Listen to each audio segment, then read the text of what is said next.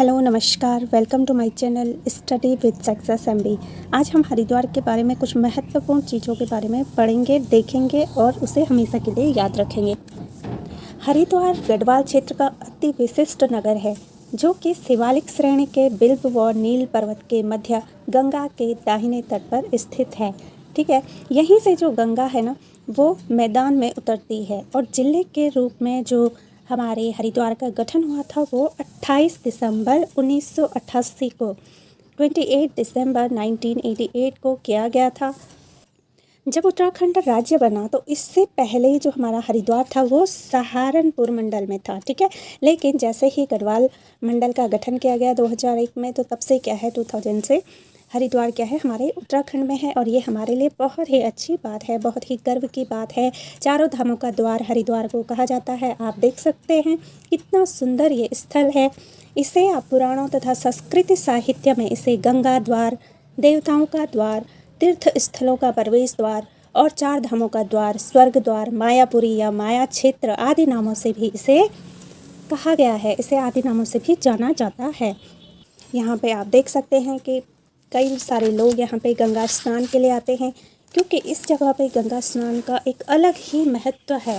ठीक है, रामायण काल से ही पूर्व, उससे भी पूर्व जो कपिल मुनि का आश्रम था जिसमें सूर्यवंशी राजा सगर के आश्रम में एक यज्ञ घोड़े को इंद्र ने चुपके से बांध दिया था। तो घोड़े को खोजते हुए जब 60,000 सगर पुत्र आश्रम में पहुंचकर कपिल मुनि को अपशब्द कहे और मुनि के श्राप से भस्म हो गए। कालांतर में सगर के जो वंशज थे, ठीक है, सगर के वंशज थे भागीरथ। ठीक है, तो भागीरथ ने तपस्या करके पृथ्वी पर क्या किया था, गंगा माँ का अवतरण कराया था और इधर से गंगा को गुजार कर अपने पूर्वजों का उद्धार कराया था। कपिल मुनि के नाम पर हरिद्वार को कपिला भी कहा जाता है। हरिद्वार को कपिला भी कहा जाता है। और क्यों कहा जाता है हरिद्वार को कपिला, क्योंकि जो मैंने आपको बताया कि जो भगीरथ थे उन्होंने तपस्या करके पृथ्वी पर क्या करा था, गंगा का अवतरण कराया था और इधर से गंगा को गुजार कर अपने पूर्वजों का उद्धार कराया था। और कपिल जो मुनि के नाम पर क्या था, हरिद्वार को कपिला कहा गया था। जो प्राचीन इतिहासकार हैं उनके अनुसार इस क्षेत्र का जो वन है वो खांडव वन के नाम से प्रसिद्ध था। खांडव वन आप देख सकते हैं, यहाँ पे कई जगहों पे लिखा भी गया है। तो कई लोगों को अगर इसका पता ना हो कि क्या है खांडव वन, तो वो यहाँ पे आके जब भी आए देखें तो हर चीज़ को समझें। ठीक है, तो यहाँ पे क्या होता, जिसमें जो पांडव थे इन्होंने अपने अज्ञातवास के दौरान ये क्या हुआ, यहाँ पे छिपे रहे खांडव वन में। तो बहुत ही महत्व है हरिद्वार का हमारे संस्कृति पर, हमारे जो पुरानी गाथाएं हैं उन पर।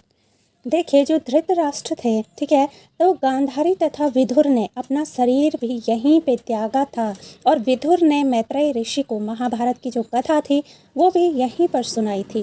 प्राचीन जो इतिहासकार हैं उनके अनुसार ही यहाँ पे जो सप्त ऋषियों द्वारा इस स्थान पर तप करने के कारण यहाँ पे क्या है, गंगा को 7 धाराओं में होकर बहना पड़ा था। वो भी यही स्थल है जहाँ पे गंगाएँ, जो माँ गंगा है वो 7 धाराओं में होकर बहती है। इतिहासकारों ने इसे गैरो मृद भांड संस्कृति वाला नगर माना है, जिसका जो काल है वो ईसा पूर्व में अगर बात करें तो 1200 से 1700 वर्ष के मध्य ठहरता है। जैन ग्रंथ के अनुसार अगर हम देखें तो 1000 वर्ष पूर्व प्रथम जैन तीर्थकर जो भगवान आदिनाथ थे उन्होंने मायापुर क्षेत्र में रहकर तपस्या की थी। और आज से लगभग 2056 वर्ष पूर्व उज्जैन के जो राजा थे विक्रमादित्य, राजा विक्रमादित्य, उनके जो बड़े भाई थे, ठीक है, उनके राजा विक्रमादित्य के बड़े भाई थे राजा भृतहरि। तो इन्होंने क्या करा था, हरिद्वार के जो शिवालिक श्रेणी है उस पर तपस्या की और 2 महान ग्रंथों,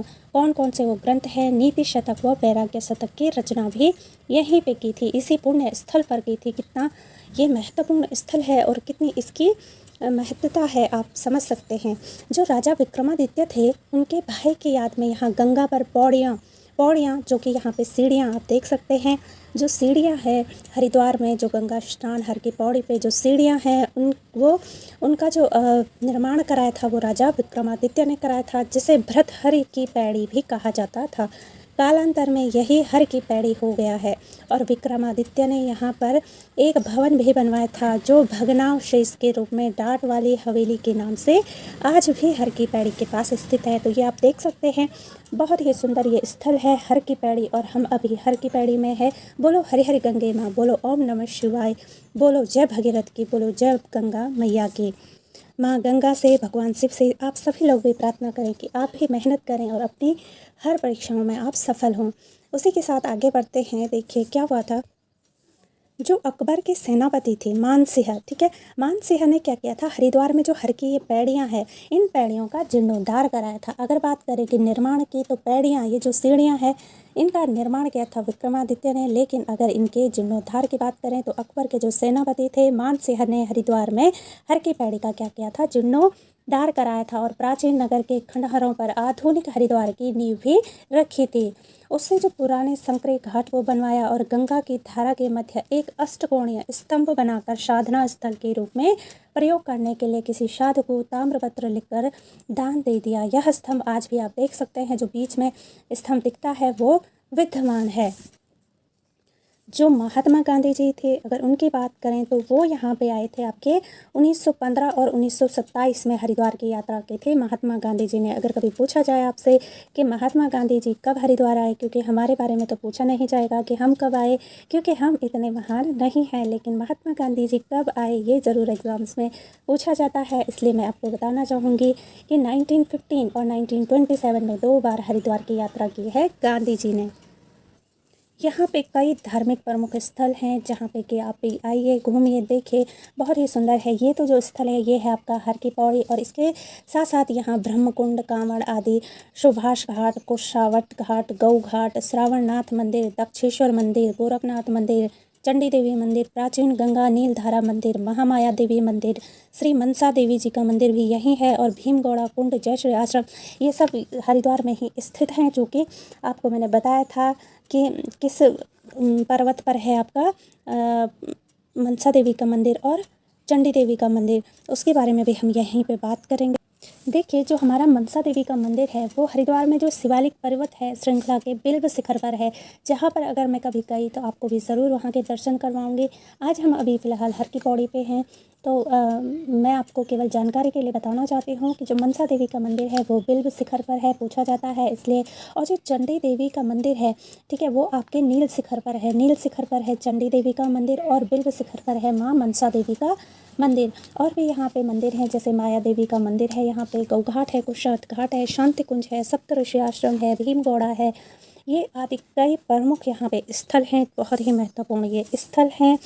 और आगे जो यहाँ पे एक चीनी यात्री थे वो भी आए थे, ह्वेनसांग इनका नाम था। 634 ईस्वी में हरिद्वार आए थे और उन्होंने इस नगर को मोयुलो कहा था और गंगा को उन्होंने महाभद्रा नाम दिया था। इस माँ गंगा को जो चीनी यात्री थे ह्वेनसांग, उन्होंने महाभद्रा कहा था। पूछा जाता है कि गंगा को महाभद्रा नाम किसने दिया था, तो चीनी यात्री थे ह्वेनसांग। उन्होंने इस नगर को, जो हरिद्वार को है, हरिद्वार को मोयुलो कहा था और गंगा को उन्होंने महाभद्रा का नाम दिया था। और जो कनिंघम है, उन्होंने मोयुलो का अर्थ मयूरपुर से लगाते हैं। तो ये कुछ महत्वपूर्ण जानकारी है हरिद्वार के बारे में। इसलिए पहले जिला सीरीज़ में मैं आपको हरिद्वार के बारे में काफ़ी अच्छे से मैंने वहाँ पे समझाने की कोशिश की है। अगर आपको नोट्स चाहिए तो आप प्लेलिस्ट में जाके जो उत्तराखंड की जिला सीरीज़ है उसमें देख सकते हैं। उम्मीद करती हूँ आपको मेरी जानकारी पसंद आई होगी। इसी के साथ हम मिलते हैं अपनी नेक्स्ट वीडियो में। तब तक आप अपना ध्यान रखिएगा और चैनल को सब्सक्राइब ज़रूर कीजिएगा, ताकि आने वाली मेरी इसी तरीके की सारी महत्वपूर्ण जानकारियाँ आप तक पहुँचती रहें, आप इसका लाभ उठाते रहें। बोलो हरे हरे गंगे माँ, सबकी मनोकामनाएं पूर्ण हो। जय भारत, जय Uttarakhand. Okay, bye and take care. मिलेंगे हम अपनी अगली वीडियोस में। Thanks for watching.